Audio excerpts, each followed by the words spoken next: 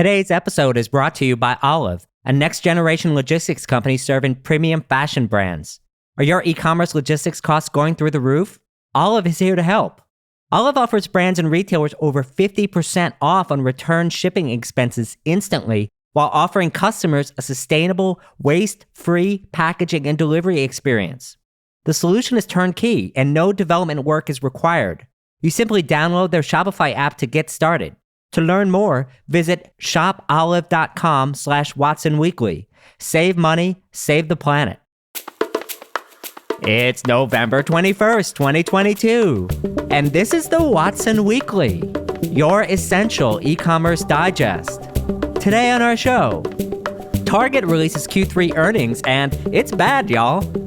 Walmart responds with Q3 earnings that show the industry how it's done. TikTok launches an in-app e-commerce feature in the US. Announcing the launch of RMW Commerce Community. And finally, the Investor Minute, which contains 5 items this week from the world of venture capital, acquisitions, and IPOs.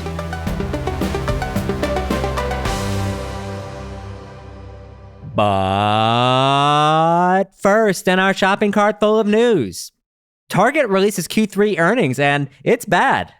Wow, this is a complex and tricky environment for a multi-category retailer.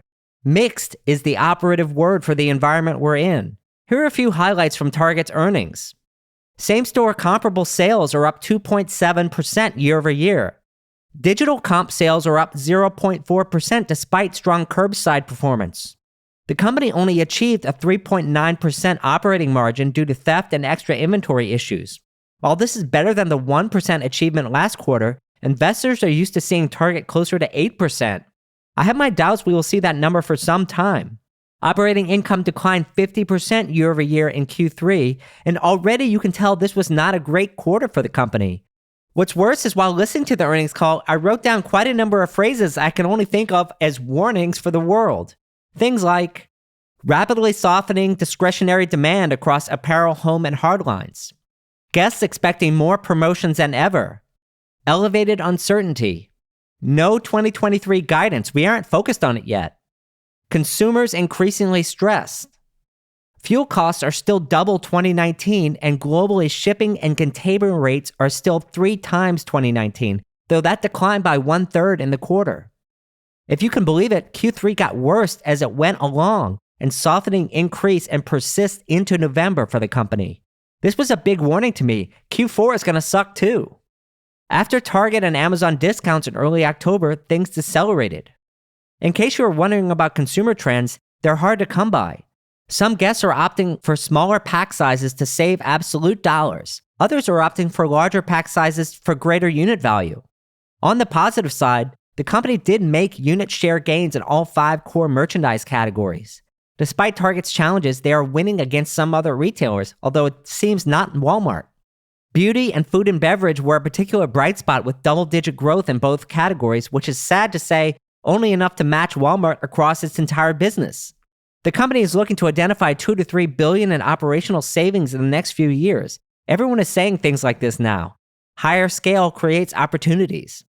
But the company even found bad news in the good news. You might think that container and global shipping rates going down by 1/3 in recent months is a good thing. But Target right now apparently can't win for losing, as that meant inventory arrived sooner than it thought because supply chains are easing, causing more problems and cost on its balance sheet and upstream in its supply chain. Based on this news, it certainly looks to me like Target is announcing the business is decelerating into Q4. But hey, retail media is a bright spot though, right? Well, not exactly. The Roundel ad business increased only 10% year over year, which is a tremendous underperformance relative to other retailers like Amazon and Walmart, where the same number is growing 30 to 40% off of a much higher base.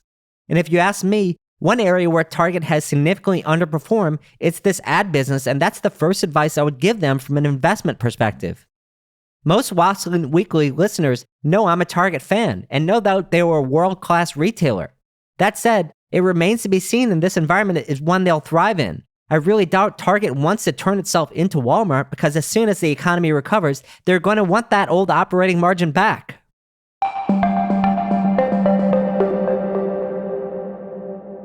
Our second story. Walmart responds with the Q3 earnings that show the industry how it's done. Whenever the economy has a downturn, everyone is happy there's a Walmart in their neighborhood. Basically, that's what's happening right now. Last week, I listened in on Walmart Q3 2022 earnings call, and here's what I found. First, e-commerce is up 16%, which is very solid. Overall, US 8.2% comp sales growth with improving average order value and transaction counts. Walmart's Connect US advertising is up 40% year over year, which is great for them. On the operating income front, they reached 4.8%, which is very solid. While global inventory levels are up 12.4% for Walmart US this quarter, this is significantly down from earlier this year, and a lot of this is inflation dollars, not additional units. One cool thing that Walmart announced was that all US marketplace sellers will automatically be given self-service advertising accounts. That's a great idea, and I don't know why anyone hasn't done this sooner. A few of my own comments on earnings. First, retail is in a category-by-category dogfight at the moment. There are places to be aggressive and places to be cautious. A balanced four-quadrant approach to planning is needed. Second, Walmart indicated that most of its inventory is in its stores, not in its supply chain at this point. This matches what Target said as well. Globally, supply chains have largely recovered, even if we wished costs would come down further. Third, troubled categories are in general merchandise, apparel, electronics, and home. These are offset by gains in categories like consumables and groceries. The big exception is in beauty, which is growing significantly. Lastly, Walmart highlighted on the call that the depth of inventory is one of the most important decisions in retail right now. That is to say, inventory planning is cool again. Never thought you would hear that one, did you? Our next story. TikTok launches an in-app e-commerce feature in the US. This past week, TikTok officially began testing e-commerce features in the US. Previously, this functionality was only available in the US and several Asian countries. I wish I was more positive about this, but I don't know how I can be. I really believe we already know how this will go. Social commerce as a mainstream activity has not worked out the way everyone thought, mostly because of purchase intent. Live stream e-commerce will succeed in pockets, but I don't believe anyone thinks it will become the default way to shop anywhere. There's really no reason to think that e-commerce and TikTok will be any different than e-commerce on YouTube, Twitter, Facebook, or Instagram. A few localized success stories, but nothing game-changing. Don't get me wrong, build your audience on TikTok, but don't expect them to convert there. After all, your audience opened TikTok to be entertained, not to buy.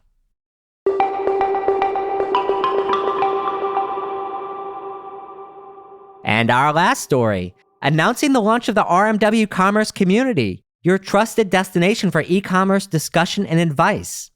I'm very excited to announce this new production of mine.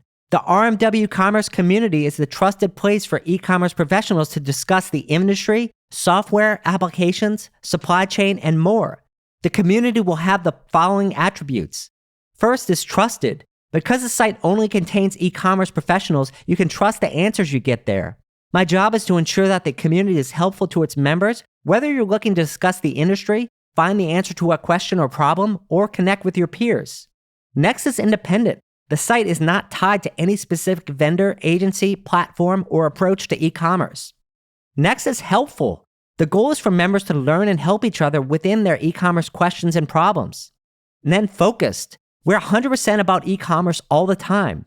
Retail and brand discussion, Amazon, e-commerce platforms and applications, supply chain, technology advice, digital marketing, investment news, and jobs. And finally, it'll be moderated.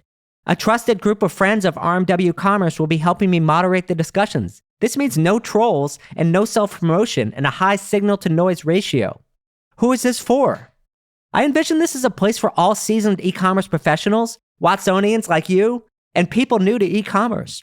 Retailers, brands, software providers, agencies, marketplace sellers, and investors can all derive value from the community. Why should I join? There are 4 reasons you should join. First, you can discuss the latest happenings in our industry with other professionals without the clutter of social media. Second, you can get answers to your current e-commerce challenges and issues from other professionals. Third, learning about e-commerce in the RMW Commerce Community is just easier than on LinkedIn. Why should you have to figure out who to follow or connect to? Just show up and participate, because the topics are already there, and if they aren't, you can add them yourself. We're listening. You can also get a more personal audience with me there. Seriously, ask me anything. I'll be hanging around. Why did you create it? Well, I believe that any modern marketer who is not incorporating community into their approach is missing out on something. There are 3 reasons I created this community. First, there are almost no independent, trusted sources of e-commerce discussion online. There are specific ones out there that are gated and paid for, which are great, but they're hidden. I also find that social media like LinkedIn and chat rooms like Discord and Slack are too ephemeral. A message board serves as an archive, and the value of the format increases over time because of the powerful search engine available. While LinkedIn and my podcast are great ways to connect with industry professionals, each is limiting in their own way. With LinkedIn, ultimately you accept their rules, and I often find myself sifting through too much noise to stay focused on e-commerce.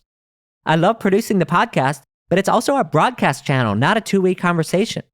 This community will allow us to engage more deeply on a narrow set of topics than other places online. Little known fact, when I first launched this podcast, I actually did envision a community attached to it, and finally, after a year and a half, I got to realize that vision. What are the features of the site? Well, the RMW Commerce Community is actually based on Discourse, which is an open source discussion forum. I've created several forums with various e-commerce topics like e-commerce and retail talk, supply chain, e-commerce software, digital marketing, Amazon, our podcast here, the Watson Weekly, and industry events. What's the future of this community? There are really a lot of directions I could take it in the future, but in the beginning, my goal is just to take it slow. Let the community evolve, grow, be useful, and gain the trust of its members. Without that, there's really nothing else. Here are just a few of the things that I think we can introduce in the future. Exclusive online events and webinars, trusted market maps of various e-commerce software sectors, webinars and online courses provided by the community as well as me, local events and meetups, and then jobs. Finally, hosted Ask Me Anything events with me, Rick Watson. I would love you to check it out after the podcast. Just visit community.rmwcommerce.com and check it out.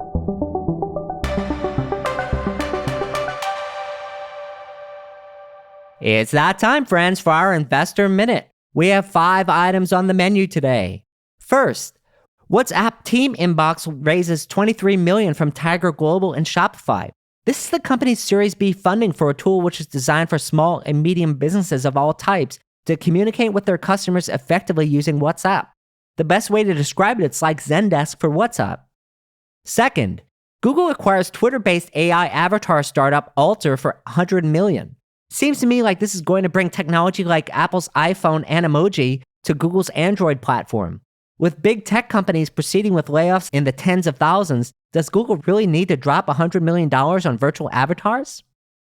Third, Victoria's Secret is buying lingerie brand Adore Me for $400 million. After struggling for the last few years, it appears to me Victoria's Secret is on a mission to renew itself. Former Amazon executive Chris Rupp recently joined as Chief Customer Officer and will likely attempt a transformation as she did at Albertsons.